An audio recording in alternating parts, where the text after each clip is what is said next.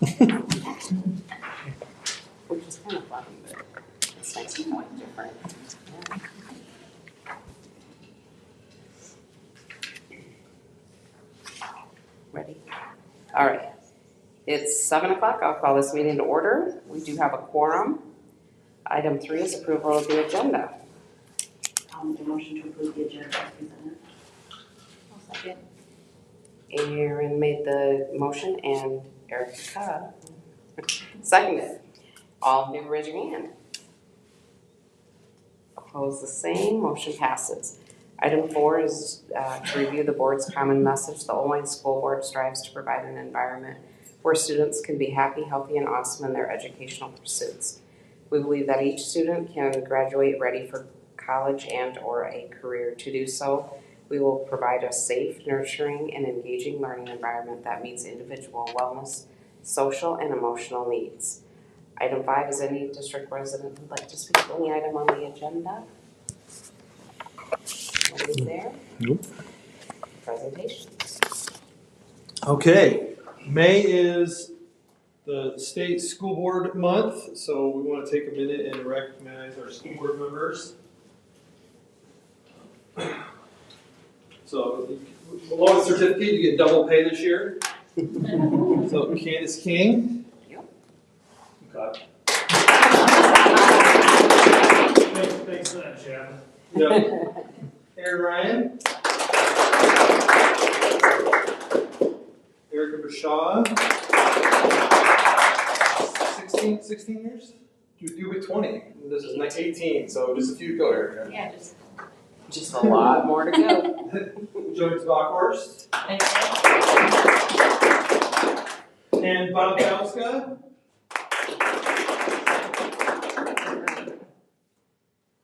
Alrighty, on to reports. Ms. Harris. All right, so if Mr. Amy can report on, there's a lot in here, so I'm not gonna read it all verbatim because otherwise we'll be here for a long time. Just a special recognition I want to give. We did have 7 seniors signed to continue their academic and athletic careers at the collegiate level, so they are listed up on the board. Brennan Sauser and Maddie Botter, Jillian Prouty, Melina Peel, Christian Stoller, Molly Tremblay, and Fallon Bueller. So I think that's really cool that they are going to not only pursue higher education, but also push themselves to compete collegiately as well. As far as our individual spring sports that we have, our 8th grade girls went undefeated, which is pretty well unheard of in track and field, right? They won every single 8th grade track meet that they had, in addition to winning the NICL conference title. So for the 8th grade east side of things. We had 3 state qualifiers in 3 events, because 2 of them qualified for the same 2 events. It's really cool that Brennan and Connell will run as brothers in the 32 and the 1600, and then Garrett in the 110 high hurdles. And you can see there the times that are listed, so you can watch it on the stream. And then we ran 4 very successful track meets this year, which is something not many schools can say, considering the spring that we had. So thank you. It was many people in this room who made those meets happen. So thank you, thank you, thank you. We had a lot of compliments on how we ran our track meets, and that is because of the workers by far. For tennis, we got to recognize 8 amazing seniors on the girls' side. We had some late season single match wins. So Kaylee Stewart won a singles match against Waverly Shell Rock, and then Morgan Albert and Lainey Smith had a great win in their doubles match over Decorah, which those are 2 very strong tennis programs, so being able to pick off those matches was incredible. And Colton Rohde was our lone senior on the boys' side, and he had a great win over Columbus during his singles match, which, again, another very strong tennis program. So the fact that we're getting some of those really competitive matches is really great for us. And then on the golf side of things, Brandon Tenier today competed up in Decorah, a district, so he moved on from sectionals, which was last week. He was our only golfer to move on from that. We were really close as making it as a team. And as far as Coach Kenning can remember, in the 8 years he's been here, he's the only one to do that, and he's a freshman. He's one of 2 competing today up there in a field of all seniors. Unfortunately, he placed 6th, which is amazing, but not enough to push him onto state. So he has another 3 years to try and get onto state, which I think will give him a lot of fire. And then on the girls' side, they've also had a highly successful season. Again, for the first time in at least 8 years, they've made it to the regional final. So on the girls' side, they had a first regional, and they placed third by 1 stroke over Columbus. So they get pushed to the final regional. The boys' side, they have a sectional and then a district. Learned a lot about golf this year. It's been fun. On the activity side of things, band had a great final concert for both OMS and OHS. We got to go off a nice new auditorium up at the middle school, and the 8-12 band also participated in large group, and they had a great final concert of the year. Choir had a phenomenal Pops and Awards concert that they got to showcase all of their end of the year talent and their seniors with, and we'll hear both of the groups at graduation on Sunday. And then I won't read this verbatim, but this was a note from Julie Leisinger about BPA Nationals in Dallas, and she included some pictures for us. Long story short, the 4 girls who went down, Peyton, Morgan, Danny, and Lainey, they represent O-line very well and had a blast doing so. It's really cool that we get to showcase our talent. Oh, that's weird. Our pictures. I don't know what I did. I broke it. There's 2 pictures there, but you can only see one. It's really great seeing our students not only represent O-line really well here in the state, but also on a broader scale across the country. And then, as always, there's a list of homecoming events, or home events, like graduation this Sunday. So, kind of a big deal. That's all I have. Okay, any questions? All right, Mr. McGinnis. All right. Well, I was able to see our preliminary results for the 3rd and 4th grade ISASP tests. And while they are still, as of right now, unofficial, our students did very well, especially in the area of reading, and especially compared to last year. The growth was pretty substantial, and just super proud of all of our teachers and parents and students for all the hard work that they put in all year long. We had our first ever wellness week last week, so Miss Catherine Wiedemeyer put that on for us. She organized a bunch of activities for our staff and our students to just encourage them to be healthier. I remember it was a big deal with my own daughter at home to be screen-free for that night. So that was hard. That was hard for me to be screen-free for that night, but I did. Eating healthy foods and just having positive attitudes. And I think the biggest piece of feedback I got was about the staff Zumba class. That was a big hit for everybody. So looking forward to seeing what she can come up with for us for next year.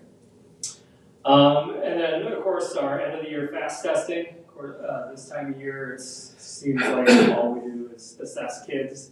But again, we saw lots of growth from our students. Most notably, like say up there, a 6% gain in proficiency from our 3rd graders in reading, and a 4% increase in our 1st graders. So big shout out to those 2 teams for all the hard work and everything they put in all year long. It really showed in our data just how hard they worked. And then lastly, I just wanted to speak about Kindergarten Roundup. We had a fantastic turnout. I remember talking to the teachers, and they said that they couldn't really remember that big of a turnout. So we had approximately 40 families, which is super encouraging going into next year. And we're looking forward to getting back into more family involvement events next year. Okay, any questions? Thank you. I wanted to start with some shout outs. So my elementary staff has been out for a short while now. So I've had a lot of people step up and help as far as getting things into Canvas, doing grading, taking over Zoom instruction. So Catherine Gilson, Christy Drabanga, Deb Gamble, Carrie Buggs has gone from half-time to working almost full-time, and Bryson's even helped me out, taking a couple reading groups here and there. So it's been really nice to have them step up as we've kind of had staff in and out. It's not been easy, so I've been really appreciative of them. Another huge shout out to our families who have been transitioned between so many different people this year and different expectations, and Canvas looks different one week than it does the next because I'm doing it and then somebody else is doing it and then the instructional coach is doing it, so it's just been really hard for them. I am sending thank yous out in the mail, and I don't know, they've just been through kind of the ringer this year as far as people, so and not at anybody's fault, it just was kind of the way that it fell, and so that was not the greatest, but my biggest shout out has to go to probably Nancy Gerhardt. She had subbed for, I don't know, 4 weeks in January after one staff member was out. And she's like, you know, I'm retired, so I don't really want to do this. And then I called her again and I said, hey, really could use you again. And then she came and finished out for us. And so I've been really appreciative of her also. She took on those Zooms, and that was a whole new way of learning for her. I mean, you know, she was great at teaching reading, but teaching it on Zoom looks a little bit differently. And she did a really great job with that. Excited that we have 18 new open enrollments for us for next year, so that will bring a whole new ball game for us as I'm talking to Mr. Brown about how we're getting all of our out-of-district computers back and what that looks like, and so that'll be interesting. You know, we brought on the specials this year, and as you can see, it was a hit. Our families absolutely love the specials, and in the last, in the last one I have up there, Josh, you can see, you know, I asked if you didn't have, if specials weren't available, would your kids still enjoy your online experience? And that was what they looked forward to the most. I only had 17% of them say yes. So specials is kind of what gets them. That's really the time that they're really social with the rest of their classmates. I mean, they are during reading groups, but that's like their whole group time every day. And what kid doesn't love PE, music, art, you know, it's kind of like the recess. So, and then the last part here, I just put a little bit of fun facts, because I was talking to Josh and he's like, how many miles do you think you guys put on this year? Like, I don't know, let me figure it out. So 1,230 miles just in ISAT testing, and 1,176 in FAST testing. So we basically drove to Nashville and back, and Detroit, Michigan and back, so kind of crazy when you think about the amount of miles that the staff put on to do the testing. But that's part of having the open enrollments, and that's kind of what we're continuing to push for. So, yeah, kind of interesting. So, yeah, any questions? Okay, thank you. Ms. Hand? Mine's pretty short. This week, well actually today, we were able to celebrate our last group of EDGE students that were nominated for EDGE Students of the Month. And we had a pizza party, and those students that were nominated since January by their teachers got to experience pizza and chips and water. But unfortunately today is also Orange Chicken Day, which is a favorite. So we had kids have orange chicken, their whole regular school lunch, and 3 pieces of pizza.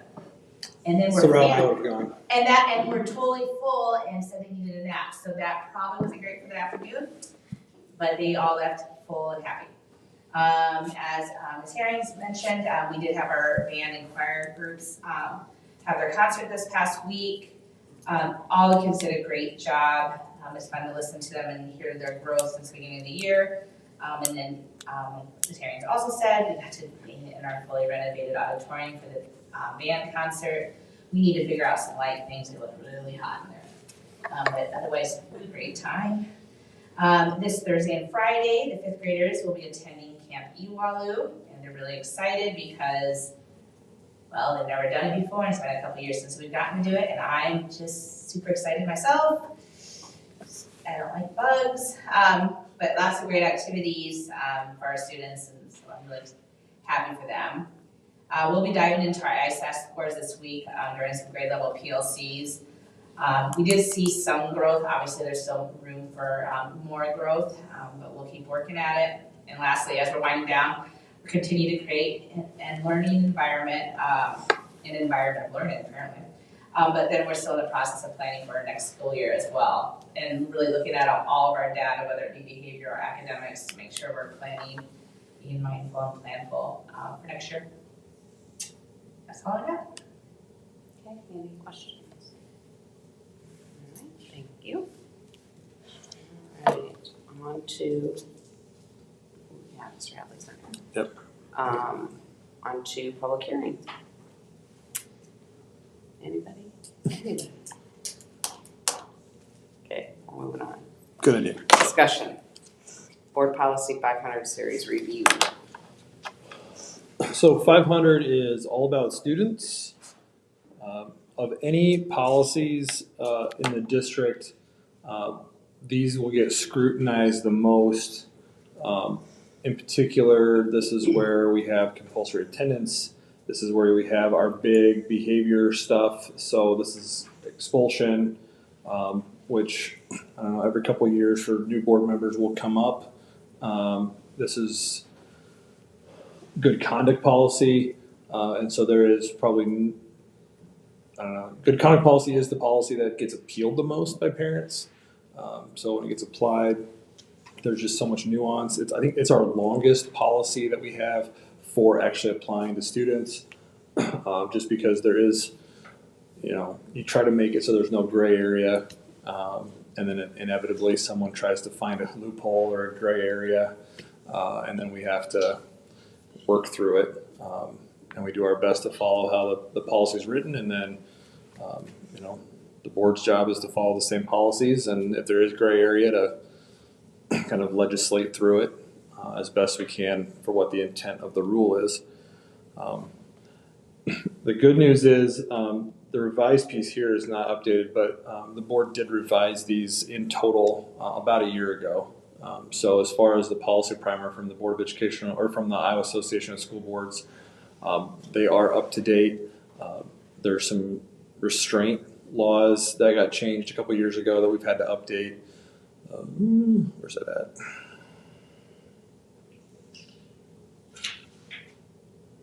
There we go. Physical restraint and seclusion of students. So we have to train our staff annually on this. We refer to it as Chapter 103.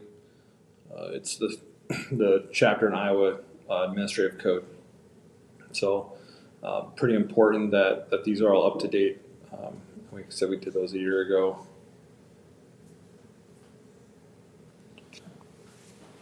So any thoughts or questions on anything? Anybody, any newbies, any questions you guys want to dig into or things you're wondering about?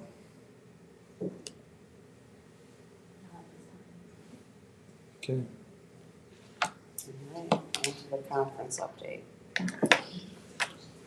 So the only significant update here is that the NEIC superintendents, the Upper Iowa Conference superintendents, and myself and Osage, Sumner Fredericksburg was not able to be there, so all the invitees were there as well. And we met for 2.5 hours a week and a half ago, and kind of talked about opportunities and challenges. It's fairly, I don't know, everybody has their own bias, and then everybody also kind of has, well, this is where I think, the situation would be best for our district. And it was very evident that a lot of those things didn't really align. The old guard, we'll call, from the NEIC wants to retain the NEIC, and it's nostalgia. There are some smaller schools in the Upper Iowa that are concerned about joining and having to be connected any way, shape, or form to bigger districts like Decorah. And so there's, they don't want anything to change, or they threaten to leave. You've got a handful of districts in the middle, like us, that there could be benefit both ways. but pretty much it would be replicating the situation that we're currently in with the NICL. There's a handful of reasons that we left the NEIC: competitiveness, travel, more alike schools, a better balance of lower level games and scheduling, and all those things are present now and maybe would be challenging to replicate. The other thing that we've done, Ms. Herrings has surveyed the coaching staff to get feedback. Not everything's perfect about the NICL, and those things kind of brought to our attention, things that we can address. And there are folks that love the move and are happy with the NICL. There's a couple that would like to maybe look at going back to the NEIC, and there's a couple that would be interested in learning more about the Upper Iowa. I would be against the Upper Iowa in just the way it is. If we were just to appeal to go to the Upper Iowa, there's just not enough sports and not enough schools or not enough teams to fill our schedule. We would be playing a lot of other districts to try to fill out our junior high and freshman level schedules, which would create a pretty big burden for our teams and for Jamie. So unless there's some type of, miracle maybe would be the best word to use to kind of coalesce a bunch of different ideas and plans. I don't know if there's enough capacity in leadership to bring all these ideas together and then to go back to every individual district to create some type of plan that we can even evaluate that would say, hey, this is better than the situation we're currently in. So that's kind of where we're at. Unless there's a significant or change of feeling from the board, I'd say it's dead until we learn something new or somebody else brings us something else. I don't know, it's kind of where we're at, I guess. Unless there's more direction. So, Jamie, you have any thoughts from you guys? You guys talked about at the AD level too. Yeah, no, I would agree with everything that Josh has said, and really it's, unless, Sumner, New Hampton, and all these people decide to join Upper Iowa or the NICL or whatever, it's kind of a moot point because we love the NEIC for the same reasons, and it's not really changing. The Upper Iowa, well, we're in a worse position with the lower level scheduling than we are right now. There's so many factors that go into it. I wish I could, wave a magic wand and just make a perfect conference for us. But you're gonna face challenges no matter what conference you go into. So it's just kind of picking the challenges with whatever conference you're in. And I feel that where we're at right now, there are some challenges with the lower level scheduling, but we can overcome those with where we are right now. Whereas if we move to something like an Upper Iowa, it's gonna exacerbate that problem even more so. If we move back to the NAC, there's a huge unknown because of travel times being one of the reasons we left. Well, they're looking at adding an Osage, which is even further. And then the competitiveness, they only removed one school. So that's not going to affect it that much. So I would reiterate what Josh says and support his recommendation moving forward, that until something bigger happens, we just kind of hang tight where we are. If there was any conclusion that kind of outside of the bubble of the conferences, I think it was us, North Fayette Valley, Osage, and Sumner Fredericksburg, which were all the invitees, recognized that I think we all kind of agreed that if there was anything that were to happen, we'd all have to pretty much do it together. And with those four schools being in three separate conferences now, and then you get four separate communities, four separate boards, collusion's the wrong word, but we would all have to work together to create some kind of common end goal. But none of us really have a need to have that end goal. It's those other schools that need this to happen. So it's the supply and the demand of the schools and what needs to happen aren't matching up. So, any thoughts or feedback? If you guys have heard anything from the community, Is there a way to remedy any of the scheduling stuff with baseball? um, I know like lower levels you can't help other yeah, we've teams' numbers, but. that's the first that I'd heard of it, and so it's been addressed at least at the superintendent level to have conversations with athletic directors, and then it's just challenging with each school. You know, gets to kind of dictate their own schedule when it's outside of the mandated conference games, and then every school's different as far as, well, who gets to decide? Is it the coach? Is it the AD? Is it an administrator or superintendent? And then does the conference have a remedy if there are, I don't know, hard feelings, hurt feelings? Was there a policy that was broken? At this point, there was no policy in the bylaws that was broken in that, but they certainly have heard our frustration, and so I think they invited us in, and so if it's too far, we would go that way and would not say no. So they need to reciprocate.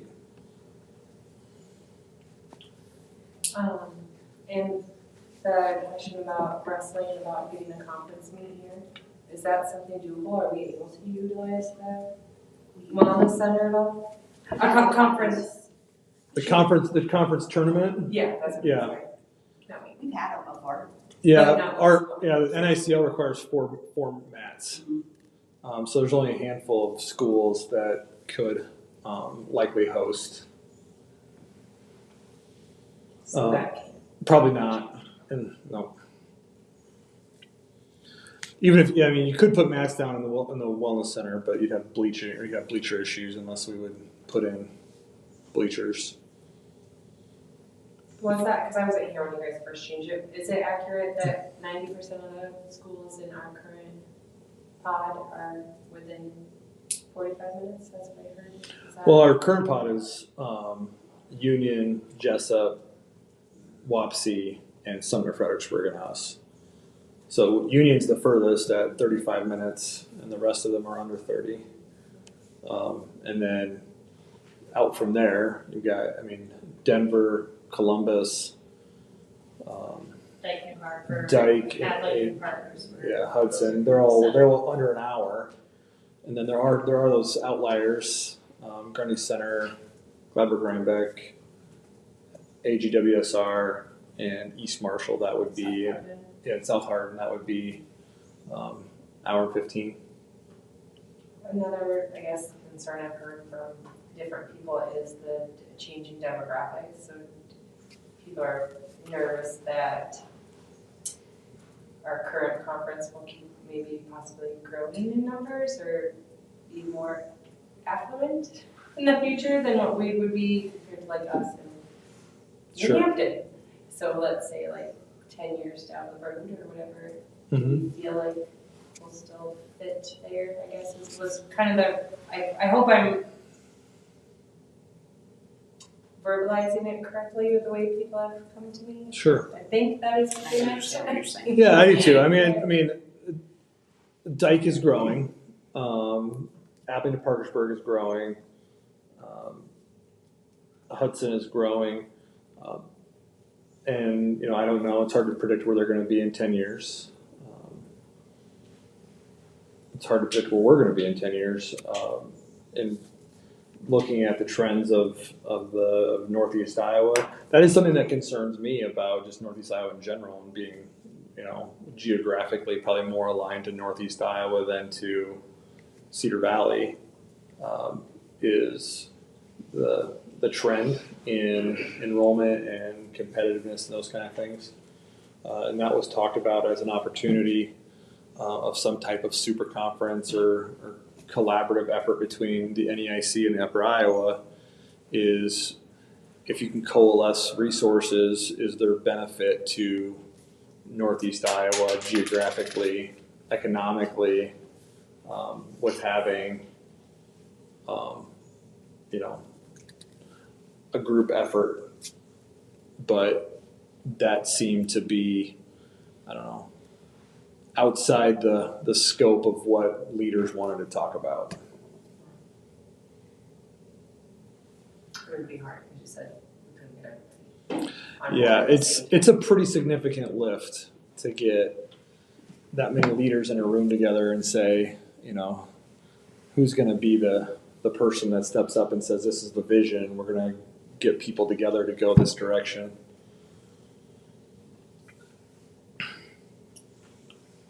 So, I guess more nothing. If I hear any more, I'll be happy to bring it back or share things with the board. We'll go from there. Item 10 is consent agenda items.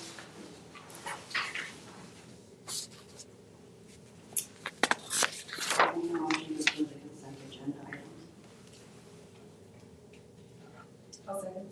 Aaron made the motion, Joni seconded to approve the consent agenda items as presented. Any discussion? All in favor, raise your hand.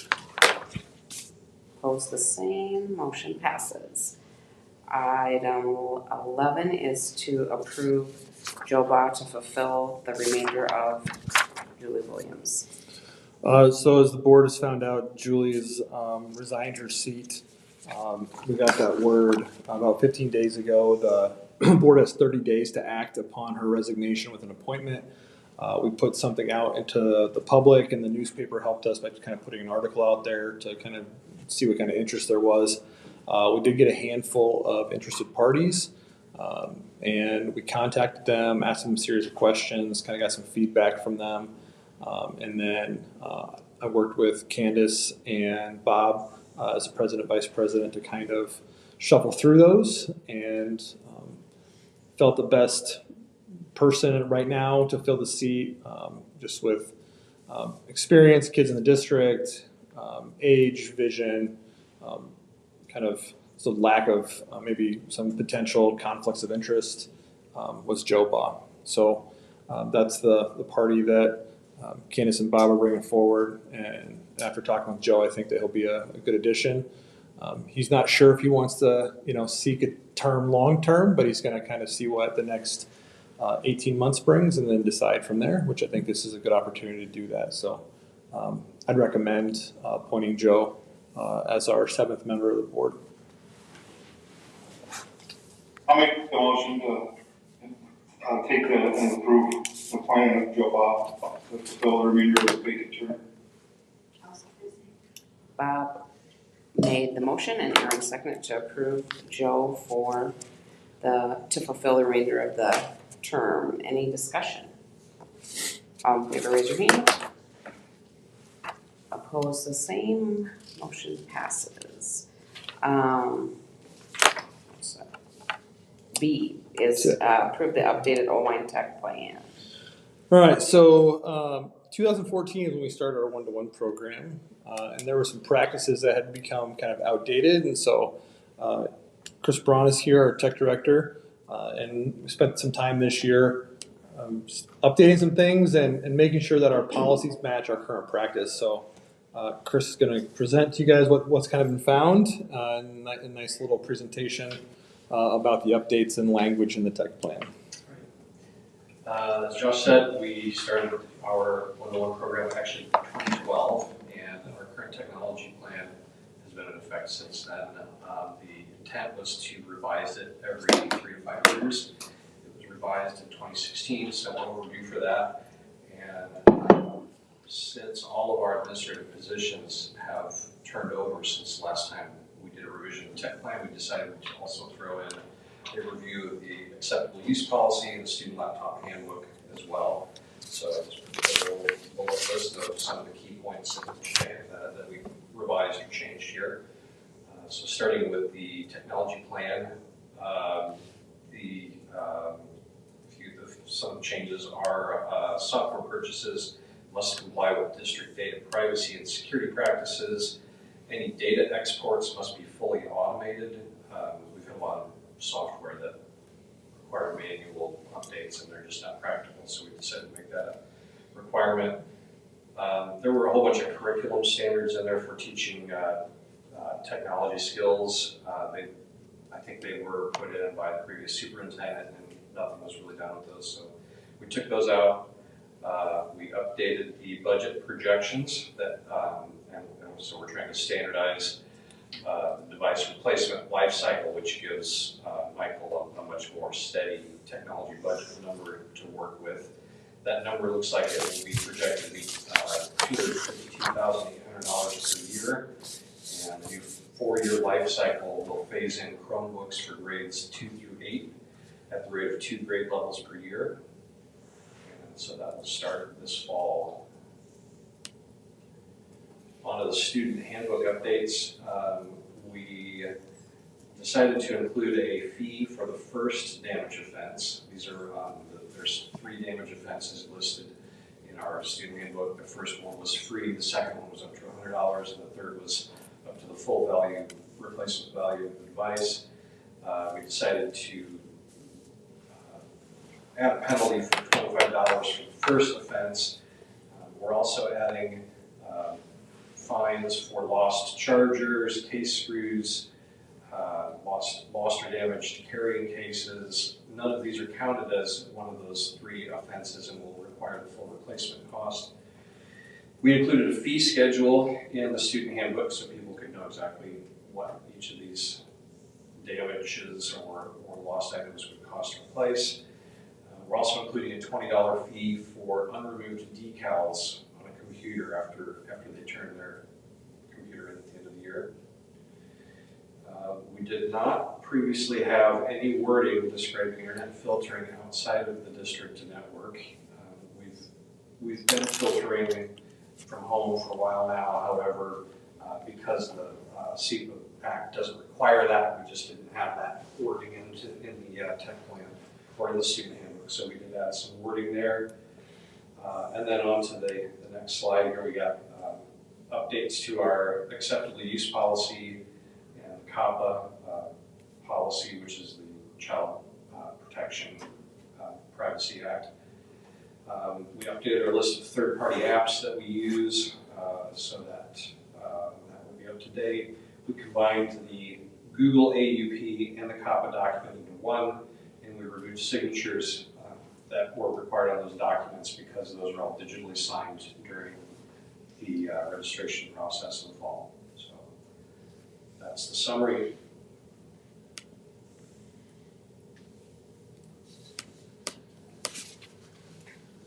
Okay. Anybody have any questions? So the most significant thing for me was the updating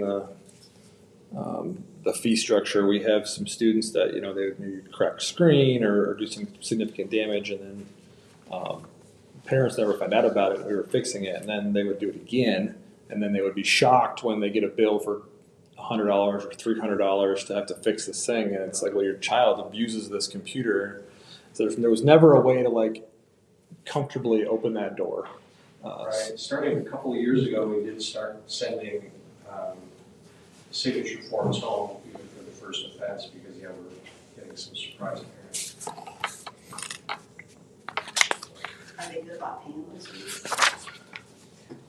And I just go lunch money seems to be an issue sometimes that. Right. Well, I got to tell you, honestly, I don't really know for sure. We hand it over to the secretaries, process those through the campus, and the parents can pay them through the parent portal. So I don't really have any data on that. And they don't go away. They travel with them until they graduate. So we do have every year students that end up having to, it becomes significant. It's hundreds of dollars, and they're unable to pay. So we do work with families to try to work it out, either payment plans or we do have, students that we allow to work them off. So we work with them as best we can, but sometimes they do grow to uncomfortable positions.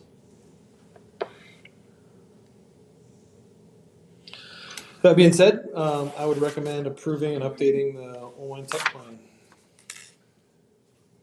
I'll make a motion to approve the updated online tech. I'll second. Aaron made the motion and Erica seconded to approve the plan as presented. Discussion. All in favor, raise your hand. Opposed, the same. Motion passes. Item C is to approve the first reading of Board Policy 400 series. No significant updates here. We kind of talked about it last month, so recommend approving the first reading of the 400 series board policies. I'll make the motion to approve the first reading of the board policy 400. Second. Erica made the motion, Joni seconded to approve the 400 series as presented. Discussion. All in favor, raise your hand. Opposed, the same. Motion passes. Item D is to approve the 21 audit.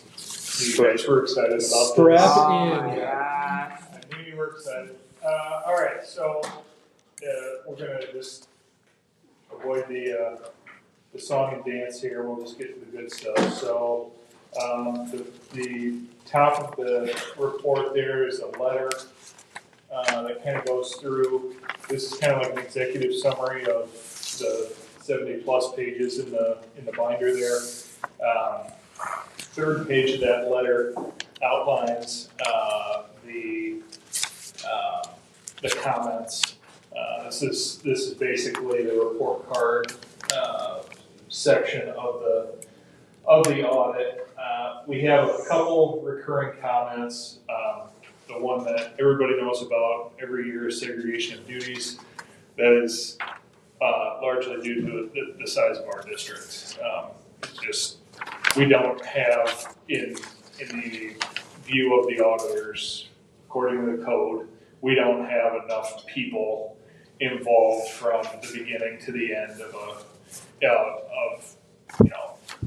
be it receipts of money or the bookkeeping or those types of things. There's just the fix for a district our size would be cost prohibitive. Like we wouldn't hire someone to do what they're talking about, and even doing that wouldn't necessarily get this comment to go away. It's just kind of their fail-safe comment for smaller districts.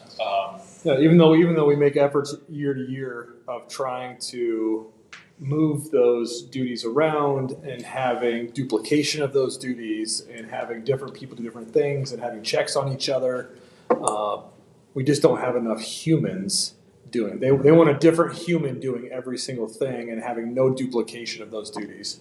So you pretty much have to have about a full staff of 6 or 7, probably. Yeah, realistically. To be able to get that comment off the books.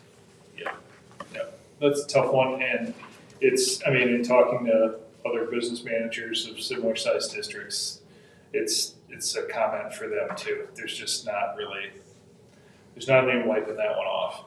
The next one, the certified budget expenditures, non-instructional programs function exceeded amended budget amounts. So what that means is, all right, so this is for the fiscal year 2021.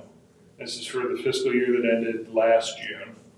We're on Monday, May 16th of 22. So we're going to be doing this same thing. We're going to be reviewing these same docs in another 3-4 months with the auditors. And then hopefully we'll have the audit report a lot earlier than May of 2023 to review. But as you recall, a couple meetings ago, right? We did the budget. That was March, right? March meeting, we did the budget. So in that budget, we had the amendment for FY22. We are of the opinion that we try to get it close to what things are going to be. We don't round to the nearest 1,000 or the nearest 10,000 or the nearest 100,000. In our budget, we don't do a lot of padding. And what happens is we have some of these expense categories do exceed what we publish in our amendments. So in terms of my response to this, I said that the additional equipment that we purchased for the nutrition. So the lion's share of the expenses in the non-instructional are nutrition fund, okay? And so what made us go over the amended amount was we bought additional equipment for the additional sites that we're serving meals out of. And we had the summer meal program staffed at higher levels because we were running food around. It wasn't our normal program of one at Wings and one in each of the four corners of the town. It was sending them out in the van and going down to Hazelton, and there were a lot of different hours that got added in that summer meal program. So that was the large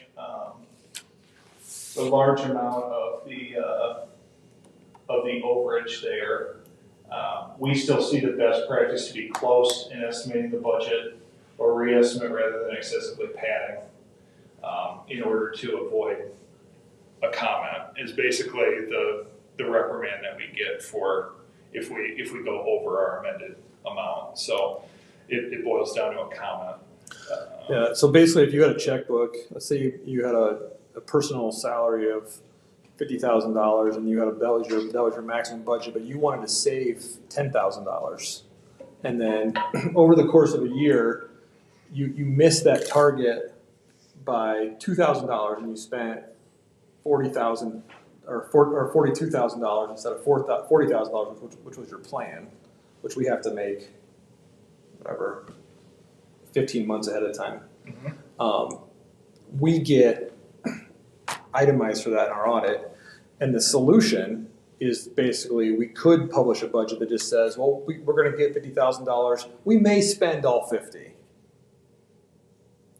We don't think it's a healthy exercise in our fiduciary responsibility to the taxpayers or to you guys as the board to say this is what we think we're going to spend. We know we may get it wrong from time to time, and that the downside is that we get a comment on our audit saying, well, we spent more than we said we were going to spend. But the way for us to protect ourselves against a comment like that is to just say, well, we're going to spend everything we have, and then we never overspend. So we don't think it's healthy. We spend a lot of time talking about this stuff. So we can typically explain how things happen and why these comments come up, which I think is, again, it's much healthier for us to have a conversation than for us just to say, well, we're just going to max out. Like our save budget every year, we could just say, well, we're going to get 1.5 million. We may spend 1.5 million. We'll see what happens. That's not good for you guys. It's not good for us. It's not good for the taxpayers. And to just piggyback on what he said there, I mean, we could say, yeah, we're going to get 1.5 million. We're going to spend 1.5 million. But then, if we wind up spending 1.5 million at $7, yeah. I had a colleague that told me that she spent $7 more than what she had amended and still had a comment for it. So it doesn't matter if you miss it by $10 or $1 million, you get the comment on that amendment. So that's the amendment piece. The questionable disbursements, that was on sales tax. There were a few things that we had to pay, that we paid sales tax on that we shouldn't have, and we've looked through those invoices. A lot of them were tied to the district credit card, and it's very easy to miss that when you're ordering something online through a vendor if we don't have our sales tax exemption with them. We're usually really good about that. We're pretty much sticklers about that. People don't like coming to us because we always do say that, but there were a few that were missed and they've been corrected. And then the interest charges on IPERS, that was a result of the IPERS audit. There were a few coaches that we had that were not getting IPERS contributions, and so we got that fixed, but we had to pay interest on those back contributions to them. So we got that all cleared up and squared away. We have a process in place going forward that we just start paying IPERS from day one on coaches and avoid that in the future. That certified enrollment, that was our other recurring one. And again, this is from June of 21. So this last fall, I felt, since I've been here, the best confab on on open enrollment and certified enrollment and getting those numbers nailed down. We had building secretaries from every building come in. We sat down and kind of hammered through all of our different apps and stuff, and I feel pretty good about this year's enrollment numbers in terms of audit adjustments, and I think Josh would agree. So I think we feel pretty good going into the audit for 22 on that.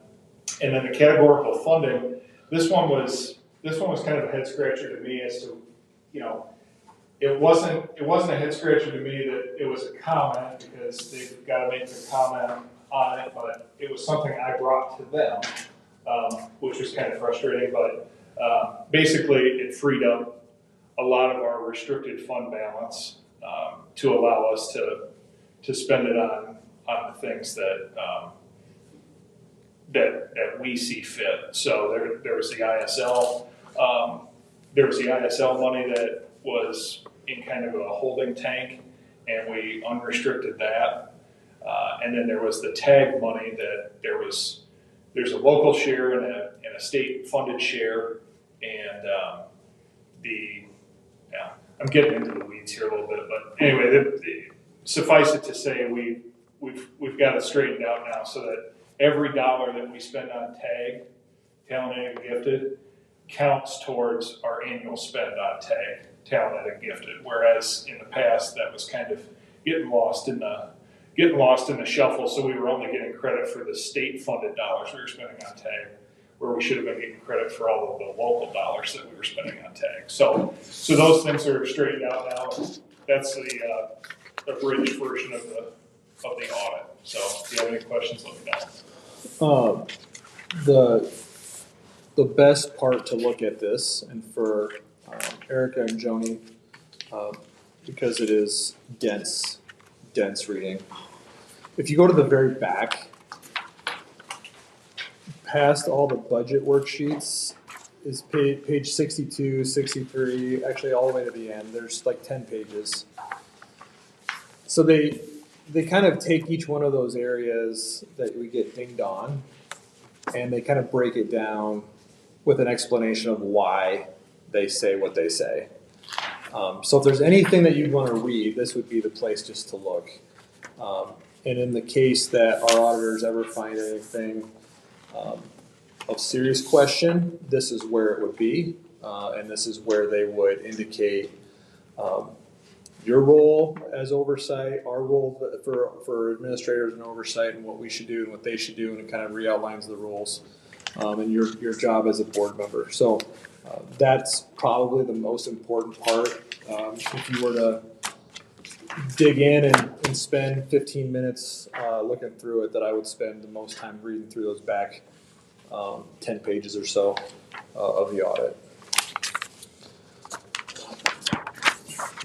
With that, I'd recommend that you vote to approve, or I guess you don't have to approve, you have to accept the audit. And again, just so you guys know, we do get different agencies at the Department of Education do require us to send, so we have to send comment to the auditor, but then we also from time to time have to send comment to the Department of Education on specific items on our action plan to resolve. The part that's silly is that we're 2 years removed from a lot of these comments, and in most cases we've already solved the problem, and so it's that accountability loop that's 3 or 4 years behind cycle for us to actually communicate with the parties that are supposed to be holding us accountable. So, I will provide just a little bit of cover for our auditors here. They were just kind of waylaid by, they had their main partner went down with a pretty bad illness. I don't know that it was COVID or if it was like cancer or something like that. It was very serious, and they got quite a ways behind as a result. So that was part of the reason for the delay. We would normally see this in a normal year, like probably February or March. So right around the time that we're doing the budget for the next year. So just FYI on why there was such a delay this year. So there were also a lot of schools, including ours, that had what's called micro audits for the significant federal dollars that they received. as a result of the pandemic and stuff, so. I'll make a motion to accept the FY21 audit as presented. Second. Aaron made the motion, Joni seconded to approve the audit as presented. Discussion? All in favor, raise your hand. Opposed, the same. Motion passes. Item E is to approve the site prep and removal of Little Husky Playground. So if you've been up by our road here, past Little Husky up to the middle school, you see the new playground is sitting in cellophane wrap ready to be installed. But we do have to have it engineered, and we have to have the removal done, and then we have to have the site re-prepped for the new playground to go in. So we went out to bid. We got 2 contractors to bid the job. We've got Baker, who I've included. Papsaddle Garber, who's engineering the product, did a nice job of actually putting like a bid sheet together so that we really were able to do apples to apples in terms of how the costs came together. And their total cost is $136,854 for Baker out of Waverly. And then Miller Construction did the job as well, and theirs came in at $156,480. So a little context.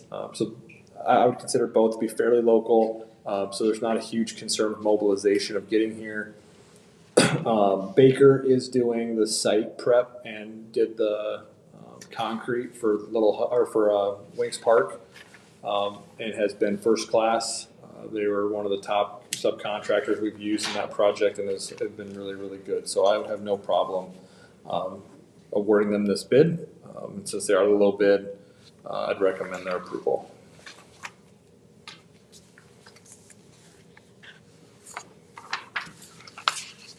I'll make a motion to approve the site prep and removal bid of Baker. Eric made the motion, Joni seconded to approve the bid to Baker Construction. Any discussion? All in favor, raise your hand. Opposed, the same. Motion passes. Item F is to approve the registration fees and lunch prices. On the board here, I can see, so we've underlined the ones that we're recommending we make a change. So nothing with textbook and fees or drum and horn rental. I did get a sheet from our conference last week with everybody sharing what their fees are. Ours are significantly lower than everybody else's. Most of theirs are near $100 for textbook rental, but there is a movement, I would suppose to call it, where schools are trying to significantly reduce them or remove them altogether. We don't get a ton of money. I think it ends up being $15,000 to $20,000 is what we bring in annually on these types of fees. Driver's ed is a big one that we do have to cover. That's an expense. We do lose money on that by offering driver's ed. So that is, it's currently $350. Just so we can get closer to breaking even, we are recommending increasing that to $400, which is still lower than what you would pay if you go out to the private market and pay a private company to do it. Activities passes, we added a 55 and above single individual pass to get a little $20 break from the adult pass. And then last year we kind of threw a dart at the wall to figure out what we would need to charge for full day preschool. Now we've run it a year and we know what we have into it. We know what childcare costs if you had to spend on childcare yourself versus sending your kid to full day preschool. And so we have a better eye on what the cost of 4-year-old full day preschool is. And so that worked out to be $192 a month. So that's an increase from $120 a month, which we know is significant. But again, we put a number out there last year and to see what we'd get, and now we know we need to increase it.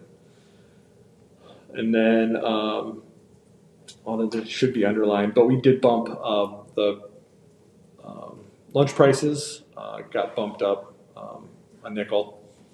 Try to stay pace. We're not allowed to change the reduced prices; those are set by the state. So, Do we not have the senior pass anymore that's like lifetime? not that, I don't, we give some of those It's been a while out. since I bought one of those, but it was like $10 for a lifetime. Really? Mhm. I'll look and dig in to see if we have any. I don't. That's been before my time then. So I It don't. was, because I bought it for my in-laws when my Sure. kids were starting high school sports. Yeah, I'm not sure when that got removed, but Okay. I'm happy to look into some history and see if we can't figure it out.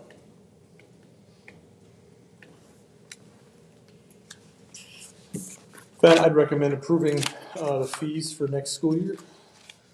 I'll make a motion to approve the 22-23 registration fees and lunch prices. Second that. Aaron made the motion, Bob seconded to approve the registration fees and lunch prices as presented. Discussion. All in favor, raise your hand. Opposed, the same. Motion passes. G is to approve the O2 IEP behavior program. Odyssey. Odyssey. And then it's fun to try to don't just try to spell it. No, it's not. Every time. 5 years ago, we closed Owine Academy. And when we closed the academy, it was poor design, didn't have good administrative oversight. Students were kind of left on their own with a staff member and several staff members, and it was a good concept that we did not have a good handle on in terms of administration. And when we board voted to close it, I had said at the time, when the time is right, I would like to bring this back or a program like it back because I think that it has value. Just for some context, this year alone, we sent 7 kids to the Lead Center in Waverly at a cost of $40,000 plus per student for them to get their education because we don't have the staffing necessarily here to educate them. Now, I think that we have the ability to do it. It's just a matter of getting the staff here and then putting a program together. So last year, longer than a year ago, Jacqueline and I and some of our friends at the AEA have kind of had this vision of what would this look like if we brought a program back and leveraged our online school as an opportunity to provide the gen ed classes while also providing the behavior support these students need in person. And so the vision of Odyssey was born kind of in that vein. And I've spent a year working with the AEA and our team to kind of develop and build out what we think this would look like. So students would come to school to get their what we call SDI or specially designed instruction around behavior or their academic goals. They would get a majority of their core classes online. So a lot of the science, English, math, and social studies would be virtual. The site of that virtual learning is flexible, so maybe at school, maybe at home, depending on the student's needs. And then a component that we're going to add in, we think is really important, is those job skills, is making sure those kids have an opportunity to work and leveraging some of the resources we have in our community to make sure that those kids are getting an opportunity to build. What's it like to show up on time? What's it like to get along with my coworkers? What's it like to get a paycheck? And to develop those qualities and skills that we have. Jacqueline has experience working in this type of program. She ran our Job Corps program for 2 years in the summer, worked with JCS and worked with those kids as our truancy officer. So has the skill set necessary to lead this program and to help these kids find wins and to be successful. So we're going to start with kind of a 5-8 program.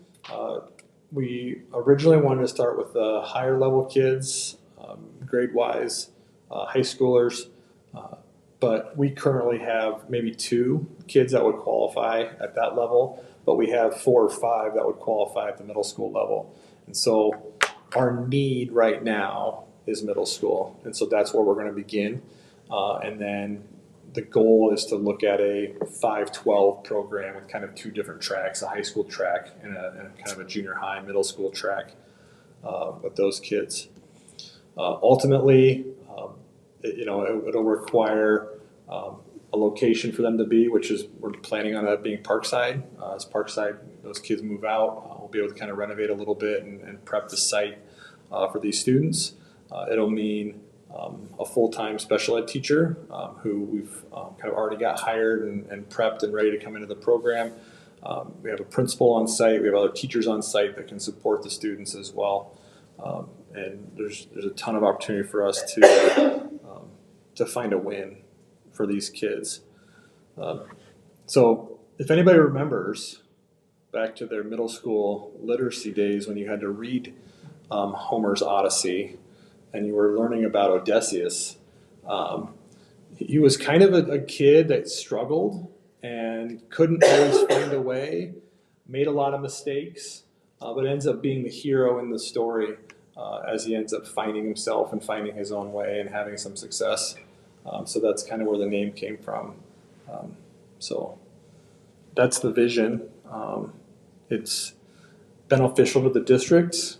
There's a financial incentive to the district, which is nice, but I really believe that we can do a better job of educating these kids in what they're currently getting. Not that I won't take anything away from the Lead Center or that they're doing a bad job. I just think that if you can educate your kids in their home district with home resources where these kids are probably going to grow up and live and work, that we have an obligation to try. So, Jacqueline, anything else you want to add to that?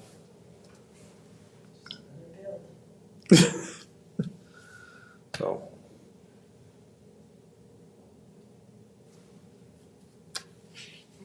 recommend approval. Make a motion to approve the program creation of the Odyssey program. I'll second. Jody made the motion, Aaron seconded to approve the Odyssey program as presented. Discussion. All in favor, raise your hand. Opposed, the same. Motion carries. H, approve updates to the staff handbook. This is not something I really like to do very often. I prefer to update policies like this in the handbook in the summer. So it's a healthier time for us to think about it and prepare for the new school year. Some of these pieces came up as discussion points in our negotiations with our two different certified and classified groups. And just felt with the ending of the school year and our challenge to find subs, if these are things that we were maybe going to consider changing anyway for next school year, that if we did it now, I know we've only got 2 weeks of the school year left, we could maybe potentially capture a few folks to stick around and maybe pay out their leave or not use them. And then we are reducing from a 7 total carry of personal days to 5, which the staff has known about for 2 years.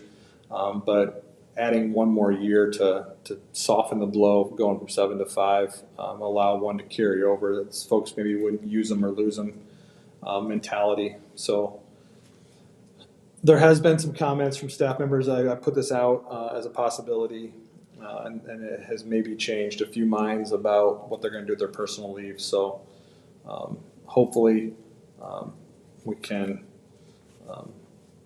right the ship, but we definitely have sub shortage and need as many people to stick it out to the end of the year as we possibly can. So this is one small thing that we can kind of do to help with that. The 2 big significant ones, actually, there's three significant things. One is just the relief of going from 7 to 5 and extending that 1 year, so it goes 7, 6, and then 5.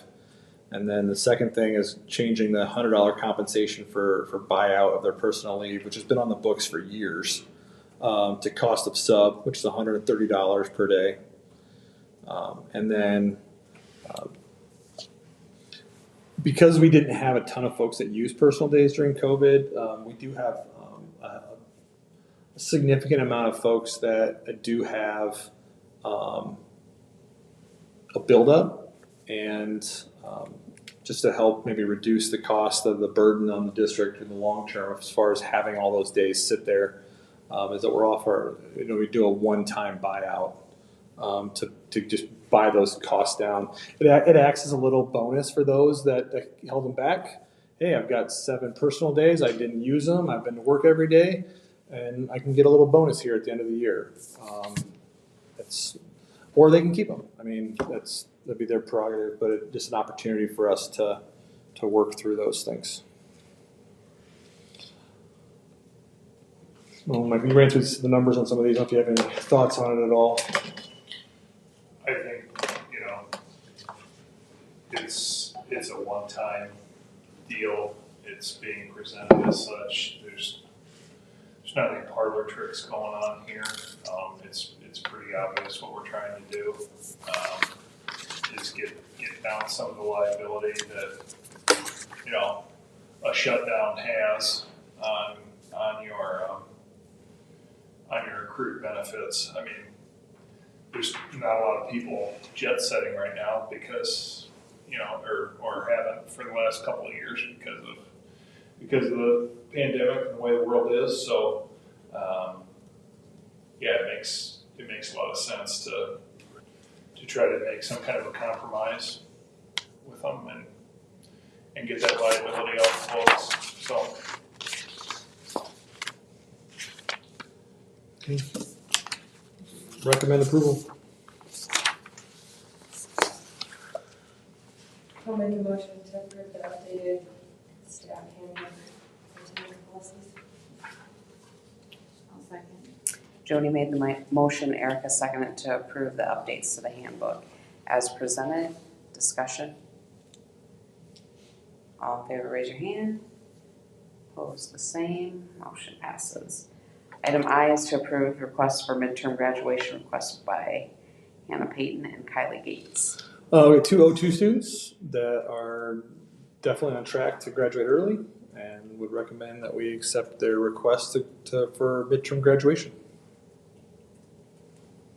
I'll make a motion to approve the request for retro graduations for Hannah Payton and Kylie Gates. Erin made the motion, Erica seconded to approve the graduation request as presented. Discussion. All in favor, raise your hand. Opposed, the same. Motion passes. 12 is reports. Michael. Not a whole lot to report. Just working on, like I said, now getting to the fiscal year end here for FY22. So, and that won't be long. We'll be talking to the auditors for getting ready for that audit. Open enrollment for benefits ended on Friday, so I'm just tying up those loose ends in the next week or two, make sure that deductions are correct and everything. And then it's prepping for closing out this fiscal year and opening the next one and getting everybody under contract that you guys approved tonight on the consent agenda, and keep rocking and rolling. August will be here before we know it. So it's realistic. So. Any questions? All right. So if you haven't heard, we have a building that is nearing completion. Wings Park is inching ever so closer to being done, and inching is the best way to describe it. There are 3 outstanding projects that need to get done, and it's just been delays and delays and delays. So the first one is there's some lights that have to be installed in the south part of the building. Well, it's not showing up. There we go. Some good pictures here. And we're waiting for those lights to show up. And I got word today that they have arrived, and they will be installed at the end of this week. And then the lockers were in a slow boat from Asia for quite some time and stuck in port, and then finally shipped to Nashville, where they were assembled and they were supposed to be here April 9th and then May 1st. And then they were supposed to be here this morning, and I went over this morning to watch them be installed, and they're not here. I was told Thursday, and that they're going to work through the weekend to have everything wrapped up with the lockers by Monday. So we'll see. And then the last piece is that there's some carpet that just we bought out the whole lot, and they needed to manufacture more. So there's like 2 classrooms left that still need carpet in them. But that being said, it's not going to prevent us from moving in if we don't have those things. But those things are coming, I've been told, and are close to being installed. And hopefully we have them in end of this week, early next week. And then on Wednesday next week, the kindergarten, first and second graders get a chance to go in and tour the building. And then on Thursday, the fourth graders or third graders, I forget which group. We start with fourth grade. We're gonna get some trailers, and they're gonna get to help move their desks and chairs into the building, and then get to tour the building and kind of see everything. And then Friday, it's the other group. It must be third grade. We'll do the same thing. And then the following week, on Tuesday and Wednesday, we have some groups helping the staff. We're gonna finish moving all the student desks and chairs and whatever boxes they have remaining into the building. So here's some just updates. This framing and then this trim piece up here was one of those pieces that this window was framed out almost a year ago. It took forever to get the framing done and until this spring, and then just this piece just arrived this last week. So this is all finally done here in the front. And looks really sharp. The landscaping is supposed to start this week as well. There's a completed classroom, and I took this picture so you can see. So in it there are some new teacher desks and chairs and some tables and those kind of things. So that's all new, and then the teacher stuff has started to arrive. So the idea is pretty much everything in the building is new except for the student desks and chairs. So we talk about the big move going back in. It's a lot of the teacher stuff and their supplies, and then the student desks and chairs. So all the big heavy teacher desks and those kind of things can be left, and then we will dispose of them to those people that like free things. It'll be a summer long of Free Things Friday. It's our most popular Facebook post.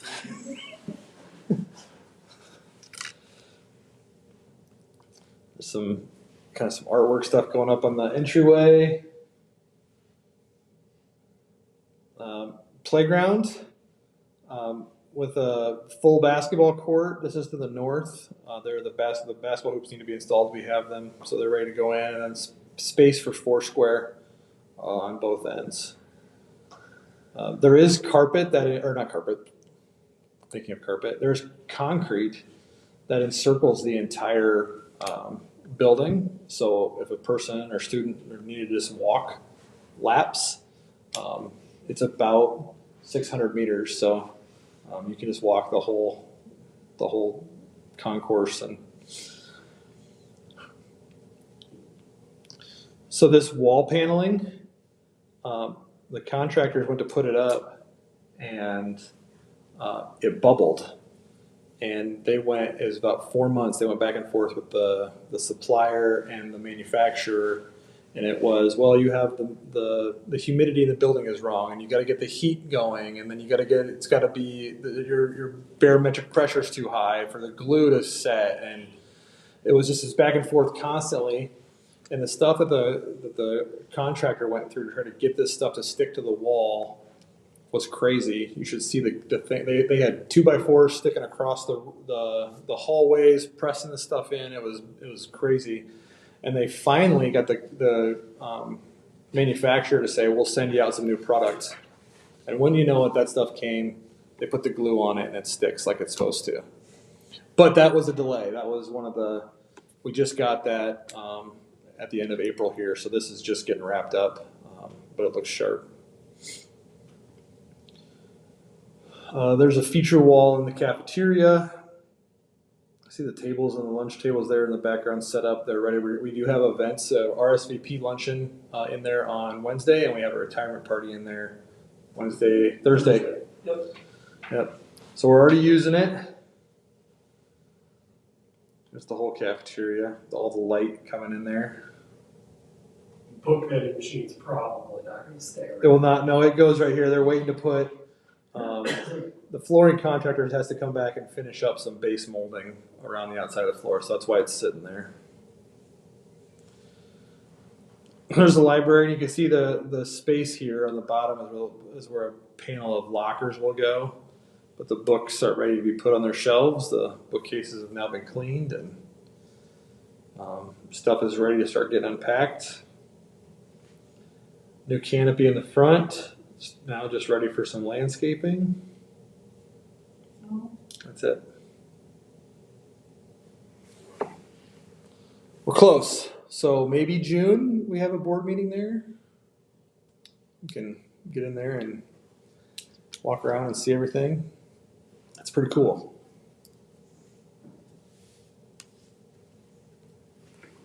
That's it. Okay, discussion, Jody. Here, Erica. Bob, Oh, good. all right. item 14 is, upcoming events, graduations on Sunday. Yep. Maybe 1:45-ish. Show starts at 2. You wanna come earlier. That is true. But 1:45. You're going to be on stage, correct? So you three. Erica, you're not.